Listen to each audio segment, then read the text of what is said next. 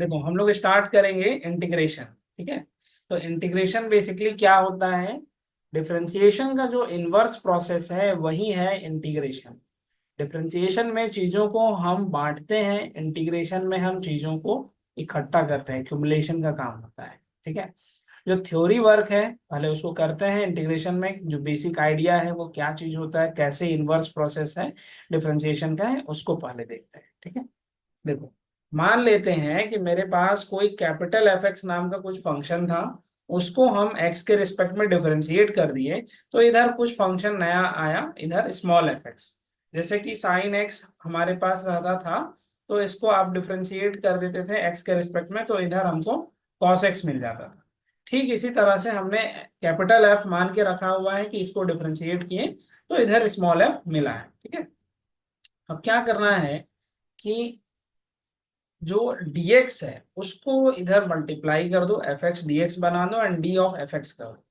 जैसे ही हम इसको अब इसके बाद एक वर्क कर इस तरह का साइन दो, हम बताएंगे ये वाला साइन क्या है, दोनों साइड देना इस तरह से। ठीक है, एंड लास्ट में इधर एक कांस्टेंट ऐड करो।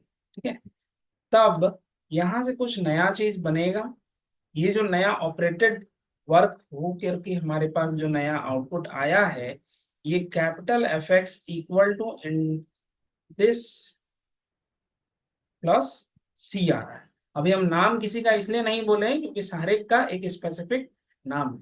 चलो देखो अब आगे हुआ क्या, जिस एफ एक्स को हम इस तरह के एक्सप्रेशन में लिख रहे हैं, ये जो पूरा प्रोसेस हुआ यहां से D of F D F by D X से लेकर अगेन इस कैपिटल एफ तक पहुंचने का जो पूरा प्रोसेस है, यही प्रोसेस तुम्हारा इंटीग्रेशन का है। ठीक है, फिर उसमें जो ये हम एस टाइप का जो साइन यूज कर रहे हैं, इसी को कहा जाता है इंटीग्रेशन का साइन, साइन ऑफ इंटीग्रेशन। ठीक है, तो हम लोग आगे डिटेल करते हैं। This sign is known as integration sign.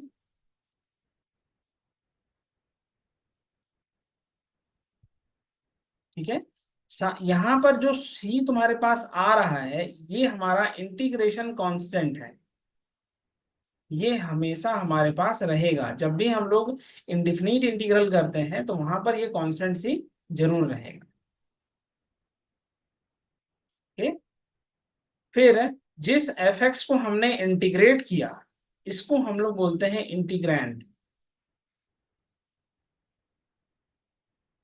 ठीक है, और जो एफ एक्स कैपिटल एफ हमको यहां से इंटीग्रेट करने पर मिला था, ये हमारा कहलाएगा इंटीग्रल या फिर एंटी डेरिवेटिव।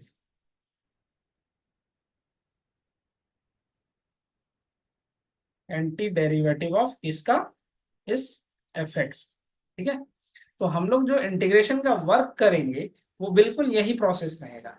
एक फंक्शन आपको दिया जाएगा, उसको आप इस साइन के अंडर में वर्क उस पे इंटीग्रेट करोगे। आफ्टर इंटीग्रेशन कुछ नया समथिंग कुछ निकलेगा, वो हमारा ये कैपिटल एफ की तरह बनेगा। ठीक है, साथ में वहां पर एक कांस्टेंट इनबिल्ट जरूर रहेगा। ठीक है, तो ध्यान रखना कि जब भी इंटीग्रेशन करते हैं तो ये अपना साइन इंटीग्रेशन का रहेगा।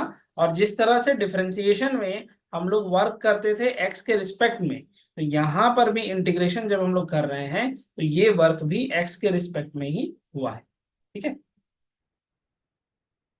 अब इसको लिखो।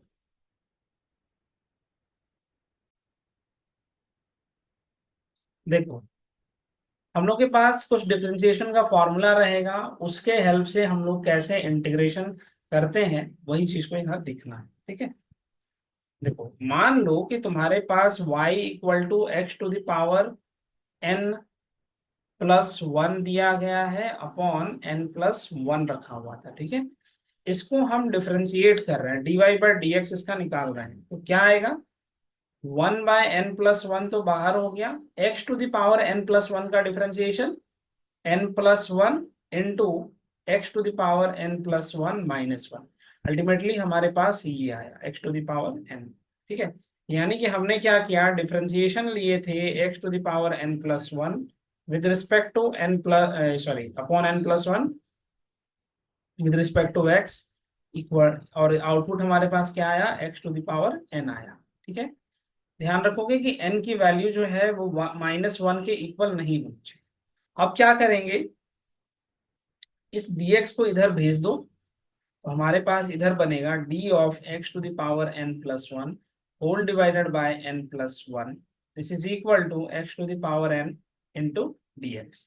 इतना काम करने के बाद दोनों साइड इंटीग्रेशन का साइन ऐसे लगाओ, देन इस साइड जो आउटपुट आने वाला है इधर, तो वो हमारा x to the power n plus one upon n plus one, this is equal to integration x to the power n dx।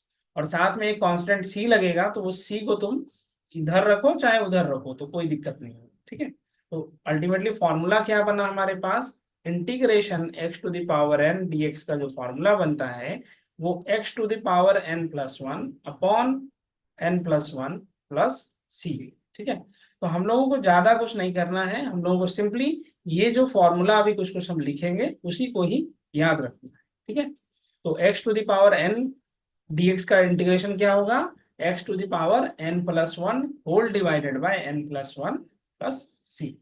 ठीक है, इसी तरह से दूसरा e to the power x का जो इंटीग्रेशन होता है वही होता है e to the power x plus c।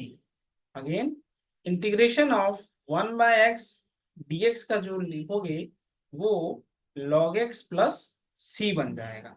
ठीक है, again integration a to the power x dx का जो इंटीग्रेशन करोगे a to the power x upon log a plus c हो जाएगा। ठीक है, सारा फॉर्मूला हम लोगों को याद ही रखना है basically.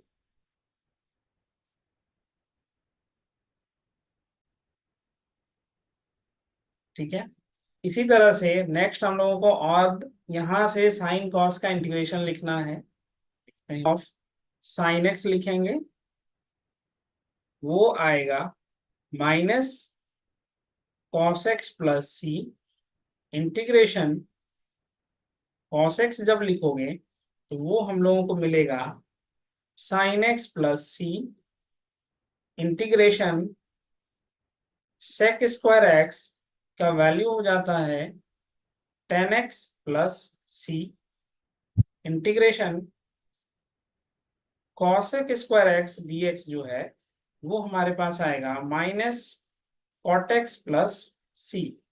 Again integration sec x into 10x dx हो जाएगा sec x plus C, and integration cosec x into cot x dx जो बनेगा वो minus cosec x plus C आएगा। ठीक है,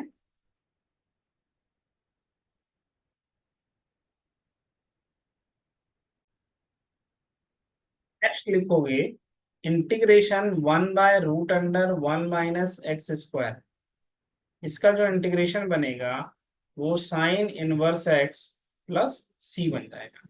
integration minus of root under 1 minus x square dx का integration cos inverse x plus C बनता है। Integration 1 plus x square, ये हमारे पास आएगा tan inverse x plus C. ठीक है, again integration 1 by x into x square minus one dx हमारे पास आता है sec inverse x plus C, and next एक और आएगा integration minus of x into x square minus one dx आ जाएगा minus cosec inverse x plus C. ठीक है, तो इतना फॉर्मूला हम लोगों को ध्यान में रखना है। एक और होता है इंटीग्रेशन, ऐसे तो तुम लोग को याद ही होना चाहिए, 1 बाय रूट अंडर एक्स का जब इंटीग्रेशन हम लोग करते हैं तो ये हम लोगों को मिलता है 2 इंटू रूट अंडर एक्स ऐसे। ठीक है, ये तो अभी नहीं भी करोगे तो कोई दिक्कत नहीं है, जैसे हम लोग फॉर्मूला यूज करेंगे तो अपने आप सॉल्व हो जाता है।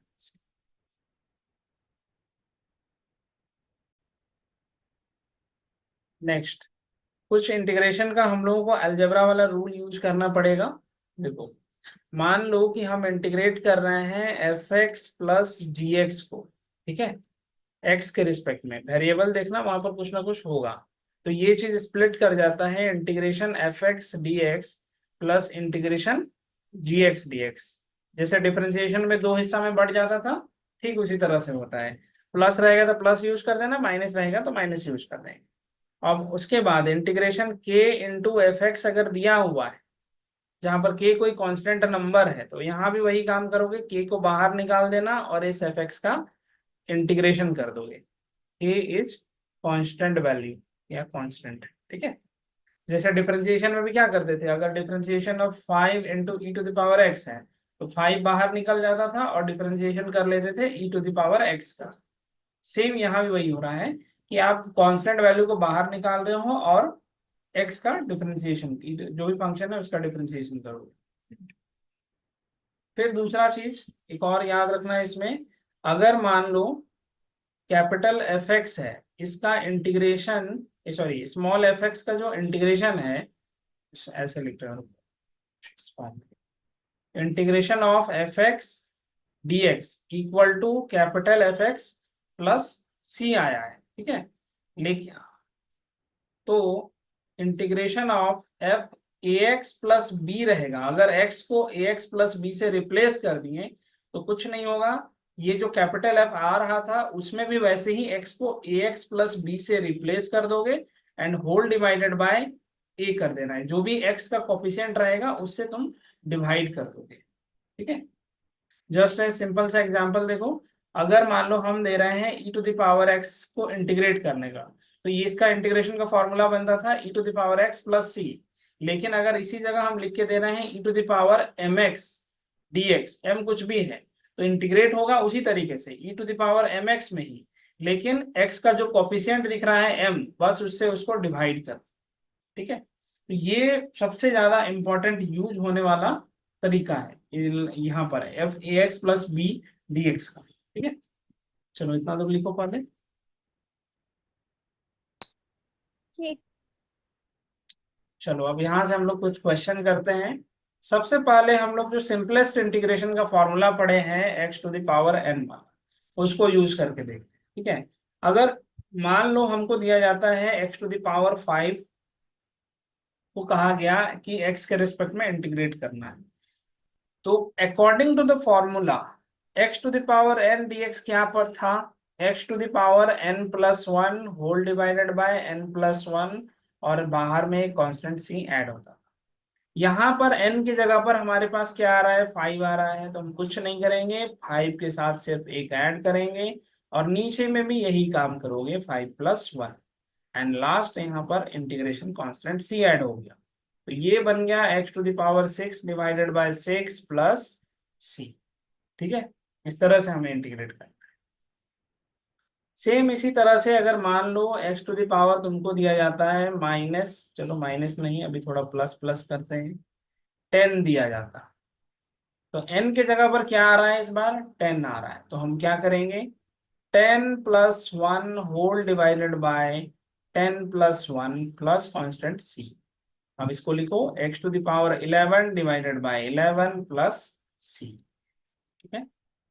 सिमिलर वे में एक और करके देखो।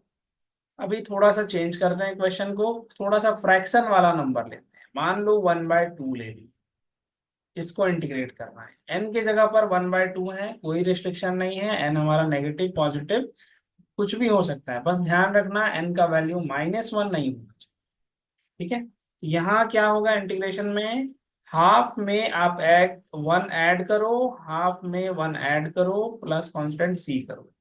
अब इसको सॉल्व करना है तो 1/2 प्लस वन, ये फ्रैक्शन वाला सम तो आता ही है, इसका वैल्यू तुम लोग जानते हो 3/2 होता है। तो हम लोग कुछ नहीं करेंगे, एक्स टू द पावर 3/2 ऊपर में लिख देंगे और नीचे में भी 3/2 प्लस सी। थोड़ा सा रीअरेंज करो तो यहाँ से मिल रहा है 2/3 x to the power 3/2 plus constant C, ठीक है। इस तरह से हम लोगों को इसका यूज करना है। Next, integration of X square plus X to the power 3 plus X to the power 3/2 dx ऐसे दिया हुआ है। तो हम लोगों ने क्या पढ़ा था, जब भी प्लस प्लस रहेगा तो इंडिविजुअल पार्ट्स का इंटीग्रेशन करना होगा, ठीक है। तो हम लोग लिखेंगे integration X square DX plus integration X cube DX plus integration X to the power 3/2 dx। तो एक्स स्क्वायर का integration power 2 plus 1 whole divided by 2 plus 1, X to the power 3 का 3 plus 1 whole divided by 3 plus 1, X to the power 3/2 का 3/2 plus 1 3/2 plus 1 और last में एक constant सी add करना। Actually में हुआ क्या कि तुम लोग पूछ सकते हो हमको कि ये सिंगल सी क्यों आया। अभी हर जगह पे तो इंटीग्रेशन हम कर ही रहे थे, यहाँ भी किए, यहाँ भी किए, यहाँ भी किए, तो हर इंटीग्रेशन में तो कांस्टेंट आएगा ही आएगा। तो हुआ क्या कि हर एक से एक एक कांस्टेंट आ ही रहा था, C1 इसमें से आ रहा था, इसमें से C2 आ रहा था, इसमें से C3 आ रहा था। तो सबको लास्ट में तो ऐड ही करना है। ऐड करेंगे सारे कांस्टेंट को तो फिर से नया कांस्टेंट ही आएगा। तो उतना ना लिख करके हम डायरेक्टली क्या किए कि एक सिंगल कांस्टेंट लास्ट में लगा दिए जो कि सारे काम को कर दे रहा है, ठीक है। तो तुम लोगों को भी यही करना है, सिंगल एक ही कांस्टेंट यूज करोगे। दो तीन कांस्टेंट लाओगे लास्ट में यही होगा, सब आपस में मर्ज होके सिंगल एक कांस्टेंट बनेगा, इसीलिए ऐसे कर रहे थे। अब यहाँ से फाइनल आंसर हमारे पास x to the power 3/3, x to the power 4/4 और x to the power 3/2 plus 1 this is equal to 5/2 और यहाँ से भी 5/2 प्लस CR, ठीक है। थोड़ा सा और थोड़ा सा सुलझाना चाहें तो सुलझा सकते हैं, उलझा तो है ही ये। X to the power 3/3 x to the power 4/4 plus 2/5 into x to the power 5/2 plus constant C। This is your answer.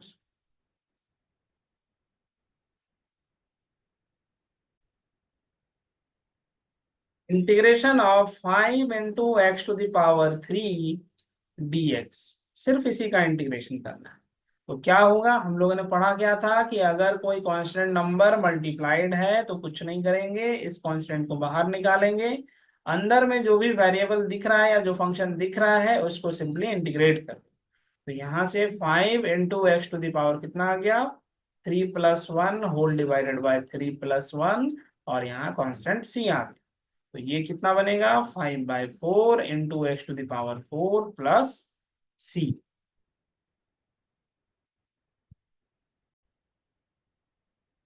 अब सोचो कि तुमको इंटीग्रेशन दिया जाता है, कोई कांस्टेंट वैल्यू सपोज दैट 1 का इंटीग्रेशन हम तुमको करने के लिए दे दी, कैसे इंटीग्रेट करोगे, थोड़ा सा दिमाग लगाओ।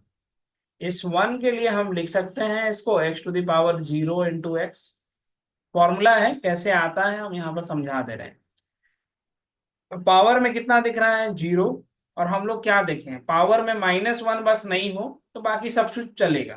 तो 0 है तो कोई दिक्कत ही नहीं है, X to the power 0+1 divided by 0+1 plus constant C। तो कितना निकला, x प्लस C।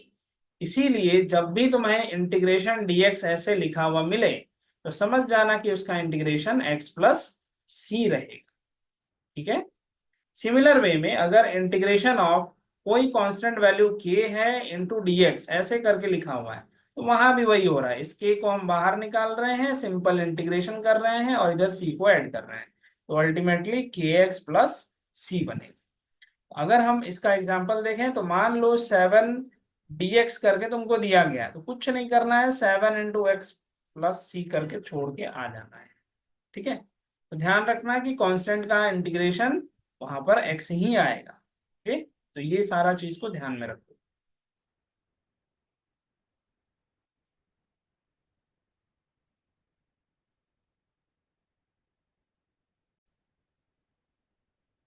चलो अब इंटीग्रेट करो, integration x² -5x plus 7, integrate it. तुमको क्वेश्चन जो है ऐसा ब्रैकेट में डाला हुआ मिलेगा या फिर ऐसे सिंपली लिख के दे देगा x² -5x प्लस 7 यहाँ से dx। अब एक बार इंटीग्रेट करके देखो क्या वैल्यू आता है। तो तुम लोग का आंसर बिल्कुल सही आया है। यहाँ से आंसर होता है एक्स स्क्वायर का एक्स क्यूब बाय 3, यहाँ से 5 एक्स स्क्वायर बाय 2 प्लस 7 तो कांस्टेंट है, तो इसके साथ सिंगल एक एक्स लगा देंगे और यहाँ कांस्टेंट सी आ योर आंसर। अच्छा, अब यहाँ पर एक चीज सोचो कि हम लोग जो कांस्टेंट सी लगा रहे हैं, ये वाला इंटीग्रेशन कौन सा इंटीग्रेशन के अंदर में आता है? इंटीग्रेशन बेसिकली दो तरह का होता है, एक होता है इनडिफिनिट इंटीग्रल और एक होता है डिफिनिट इंटीग्रल। जब भी इनडिफिनिट इंटीग्रल की बात करेंगे तो वहां पर एक कांस्टेंट सी हमेशा रहेगा, और जब डिफिनिट इंटीग्रल की बात करेंगे या डिफिनिट इंटीग्रेशन बोलेंगे तो वहां पर यही कांस्टेंट हट जाएगा। ठीक है, तो आगे चल, अभी जो हम लोग वर्क कर रहे हैं, अगर कोई पूछे तो सीधे सीधे बोलो कि हम लोग इनडिफिनिट इंटीग्रेशन में काम कर रहे हैं, वहां पर एक कांस्टेंट सी का होना जरूरी है। ठीक है, चलो आगे बढ़ते हैं हम लोग। इसी तरह का अनदर क्वेश्चन एक बार चेक करो, एक लिख रहे हैं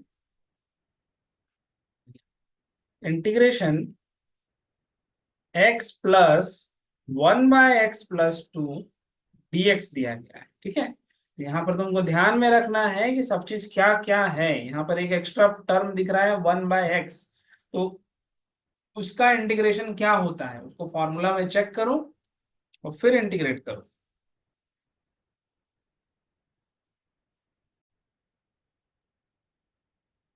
देखो, अब इंटीग्रेट हमको करना है, तो जो साधारण सोच रहे हैं उसके लिए हो सकता है यहाँ पर कुछ अलग दिखे ही नहीं।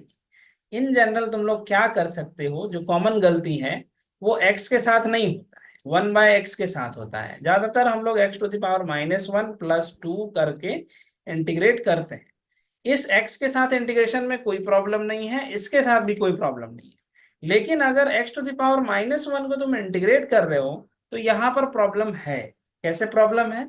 हम लोग जो फॉर्मूला पढ़े हैं x⁻n वाला, उसमें देख रहे थे कि x⁻n+1 whole divided bye n+1 होगा, और साथ में बताया जाता है कि n की वैल्यू -1 के इक्वल नहीं होनी चाहिए। ऐसा क्यों? अगर मान लो एक टाइम के लिए इस वाले पार्ट को हम इसी फॉर्मूला से इंटीग्रेट करें तो देखो कैसा दिखेगा, x⁻−1+1 divided by -1+1 plus constant c। तो इधर क्या आया, x⁻ लड्डू, और ऊपर में नीचे में भी हो गया लड्डू, तो ये c हो गया। अब इसको सोचो, x⁻0 करने का मतलब क्या होता है, 1/0। अब 1/0 आने का मतलब अनडिफाइंड, और यही हुआ अनर्थ। ठीक है, इसी अनर्थ से बचने के लिए हम लोगों ने फॉर्मूला यहाँ पर क्रिएट किया हुआ था कि 1/x, या फिर ये क्या बोले, x⁻−1 का इंटीग्रेशन जो है वो log x हो जाएगा। ठीक है, तो ये चीज को ध्यान में रखना है, जब भी 1/x रहे हमेशा यूज करो log x। ठीक, ये याद रखना चाहिए, अन्यथा फिर से वही अनर्थ होगा। तो हम लोग के पास यहाँ इंटीग्रेटेड वैल्यू क्या आ जाएगा, बताओ? x²/2 plus log x square by x। Plus log x 2x plus हाँ बिल्कुल, इस x का आ जाएगा तुम्हारे पास x²/2। यहाँ x⁻−1 बोलो चाहे 1/x बोलो, log x हो गया इसका इंटीग्रेटेड वैल्यू, और यहाँ से 2x plus constant c। This is your answer.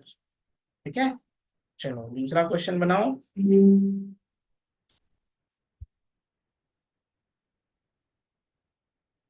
इस बार हम थोड़ा सा चेंज करके दे रहे हैं, x² -2x+3 whole divided bye, तुमको दिया गया है x⁴ dx। ठीक है, तो सबसे पहला काम क्या करोगे, सेपरेट कर लो। जब भी x का टर्म दिखे ना तो सेपरेट करो, एक एक सिंगल सिंगल टर्म में लेकर के आओ, फिर इंटीग्रेट करो, थोड़ा सा इजी हो जाएगा उससे।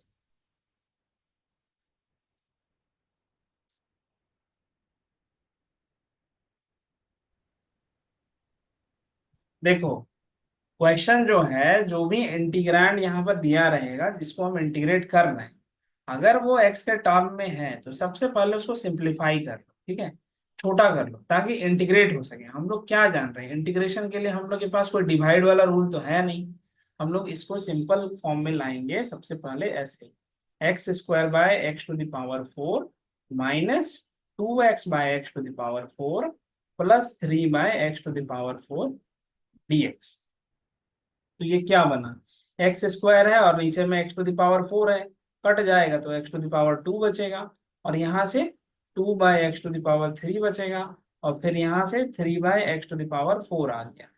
ठीक है, अब इसको हम थोड़ा सा इस फॉर्म में लिख सकते हैं, X to the power -2 into -2 into x to the power -3 plus 3 into x to the power -4 dx आ गया सिंपलेस्ट फॉर्म में।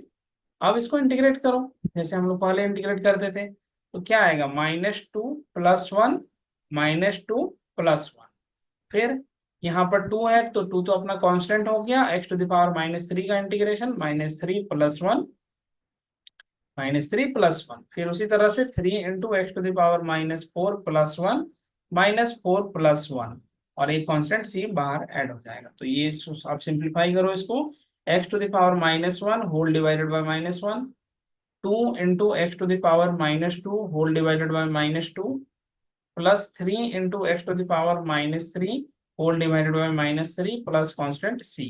तो जो कट रहा है उसको काट देंगे तो 1/x आ जाएगा विथ माइनस साइन, ये माइनस माइनस कट के प्लस हो गया, और यहाँ से आ गया 1/x², फिर इधर से भी 3 3 कटेगा, माइनस साइन आएगा, 1/x³ प्लस कांस्टेंट सी हो गया। This is your answer. ठीक है, तो सबसे पहले सिंप्लीफाई करना है जो भी भीतर में दिया हुआ रहेगा, उसके बाद ही हम लोगों को आगे का प्रोसेस करना है।